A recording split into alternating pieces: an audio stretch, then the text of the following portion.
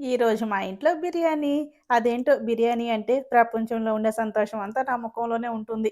ఎన్ని సార్లు తిన్నా గానీ మళ్ళీ మళ్ళీ తినాలనిపిస్తూనే ఉంటుంది. ఏంటో ఈ బిర్యానీ మహత్యం. ఇప్పుడొచ్చేసి కరెక్ట్‌గా టైం వచ్చేసి 8:30. నేను చికెన్ కర్రీ చేద్దామనుకున్నాను. ఇంక పిల్లలొచ్చేసి బిర్యానీ చేయమన్నారు. సరే నాకు గూడా ఇష్టమే కదా! అని జెప్పేసి కొంచెం కష్టమైన ఇష్టంగా అయితే ప్రిపేర్ చేస్తున్నాను. ఏముందండి కిచెన్‌లో అన్ని ఐటెమ్స్ ఉండాలి గానీ జస్ట్ ఒక 1 అవర్ కల్లా మనం ప్రిపేర్ చేసేసుకోవచ్చు. నేను ఒకవైపు బిర్యానీ, మరోవైపు గోంగూర గూడా ప్రిపేర్ చేస్తున్నాను. అవును. నాకొక విషయం అర్థం గాదు. బిర్యానీలోకి గోంగూర బావుంటుందా? పెరుగు చట్నీ బావుంటుందా? దేనికి ఎక్కువ రేటింగ్ ఇయ్యాలో కామెంట్ చేయండి. నాకైతే బిర్యానీలోకి పెరుగు ఇష్టము, ఇంకా గోంగూర ఇష్టం. అసలు ఇవి 2 లేకపోయినా ఉట్టి బిర్యానీ పెట్టినా కూడా చాలా ఇష్టంగానే తింటాను. చూసారు గదా! ఎంతసేపండి బిర్యానీ ప్రిపేర్ చేసుకోవటం.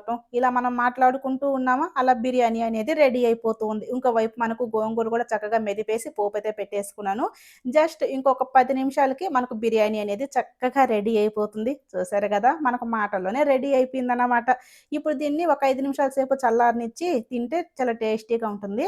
అదేంటో మా ఇంట్లో ఎప్పుడు నాన్ వెజ్ చేసినా గానీ మా వారే వడ్డిస్తారు. అలా అలవాటయిపోయింది. మన చేతులతో చక్కగా బిర్యానీ చేసేసుకొని ఆ ఫ్యామిలీ మెంబర్స్ అందరం కూర్చొని తింటే ఎంతో హ్యాపీగా ఉంటుంది కదా! నిజంగా అబ్బో! బోనస్‌గా నాకు ఇంకో పీస్ కూడా పడింది. నిజంగా చెప్పాలి అంటే టేస్ట్ అద్దిరిపోయింది. మీరు ఒకసారి ఖచ్చితంగా ట్రై చేయండి. ఇంకా ఈ వీడియో మీకు నచ్చితే ఒక చిన్న లైక్ ఇచ్చేసి ఛానెల్ కూడా సబ్స్క్రైబ్ చేసుకోండి. Thank you.